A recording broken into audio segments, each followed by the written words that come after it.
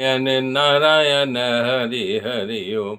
श्रीमन्नारायण नारायण हरि हरि ओम।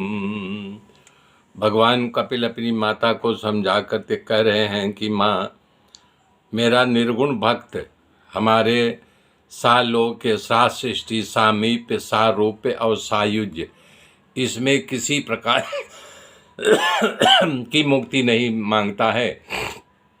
सालोक के मतलब भगवान के धाम में भगवान के साथ बसना, उसे कहते हैं सालोक्य। और सात सृष्टि भगवान के जैसा ही ऐश्वर्य प्राप्त करना, जितना भगवान के पास ऐश्वर्य है उतना ऐश्वर्य उसको मिले। और बोले हैं सामीप्य, नित्य रोज रोज भगवान के समीप रहना, उसको सामीप्य बोलते हैं। और सारूप, भगवान के जैसा रूप को प्राप्त कर लेना, जैसे भगवान का रूप रंग है वैसा रूप को प्राप्त करना। सायुज्य, भगवान के स्वरूप में मिल जाना। जब आदमी मोक्ष को प्राप्त करता है तो इस शरीर का तेज निकल करके भगवान के शरीर में समा जाता है, उसे सायुज्य कहते हैं। कपिल कह रहे हैं, मेरा निर्गुण भक्त के पांचों में से किसी प्रकार की लालसा कामना नहीं होती है, सिर्फ मेरा जो भजन करना चाहता है। आज गुरु शंकराचार्य भी कह रहे हैं कि हमें जब जब शरीर मिले तब तक भगवान के भजन में, उनके चरणों में हमारी प्रीति हो। कह रहे हैं सुमुखी माता, मुझे मोक्ष की इच्छा नहीं, मुझे संसार के वैभव की भी इच्छा नहीं है, मुझे विज्ञान की अपेक्षा नहीं है, अरे सुख की मुझे चाह ही नहीं है माँ। हे माँ, मैं तो इतना चाहता हूँ कि मेरी पूरी जिंदगी रुद्राणी शिव शिव भवानी भवानी जपते जपते पूर्ण हो जाए। और नरसिंह मेहता भी यही गाते हैं, हरि ना जन तो मुक्ति, नव मारो जन्म जन्म अवतार। नरसिंह कह रहे हैं, भगवान का सच्चा भक्त मुक्ति नहीं मांगता, वो बारंबार जन्म मांगता है। नरसिंह का कहने का भाव है, मुझे मुक्ति मिल जाए तो भजन करने का अवसर नहीं मिलेगा। ये उत्सव कीर्तन जो आनंद आता है, मुक्ति में आनंद नहीं आता है। मुक्त हो गया, तेज में तेज मिल गया तो क्या करेगा। श्री रामचरितमानस में भी भरत जी ने यही कहा है, अर्थ न धर्म न काम रुचि, गति न चाहूं निर्बार जन्म मांगता है। नरसिंह का कहने का भाव है, मुझे मुक्ति मिल जाए तो भजन करने का अवसर नहीं मिलेगा।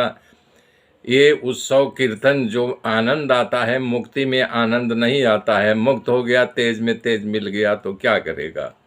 श्री रामचरितमानस में भी भरत जी ने यही कहा है, अर्थ न धर्म न काम रुचि, गति न चाहूं निर्वाण, और जन्म जन्म रति राम पद, यह बरुदान न्यान। करें धर्म अर्थ काम और मुक्ति की मुझे इच्छा नहीं है, बस मुझे जन्म मिले तो भगवान श्री राम के चरणों में मेरा प्रेम रहे, मेरा मन भौरा बन करके राम रूपी फूल के आजू बाजू घूमता रहे। भागवत गीता में कपिल भगवान ऐसे भक्त को श्रेष्ठ कह रहे हैं। कह रहे हैं, हे माँ, आत्मा रूप में तमाम जीवों में मैं ही विराज हूँ। जितने धरती पे जीव हैं सब में मेरा वास है।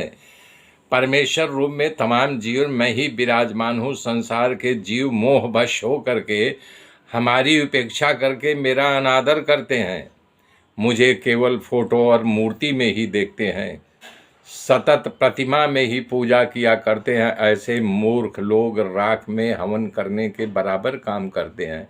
अरे मैं तो हर इंसान, हर जीव, हर प्राणी में मैं विराजमान हूँ, तो मुझे कहाँ मंदिर मस्जिद में और मूर्ति में ढूंढ रहा है। और मुझ आत्मा राम से द्वेष करते हैं। हे माँ, उनके मन को कभी भी शांति नहीं मिलती है। हे माता, मूर्ति की पूजा मानव को तब तक करनी चाहिए जब तक उसके प्रत्येक के हृदय में और अपने हृदय में हमको न देखने लगे। भगवान कपिल यहाँ तक बात खुलासा करते हैं कि मूर्ति पूजा तब तक करो जब तक वृत्ति ब्रह्माकार न बन जाए। प्रत्येक के हृदय में परमात्मा की छवि विराजमान है। जैसे पुस्तक में लिखा समझ में आ जाए तो उसके बाद आप पुस्तक को नहीं देख के पढ़ते हो कि पढ़ते रहते हो।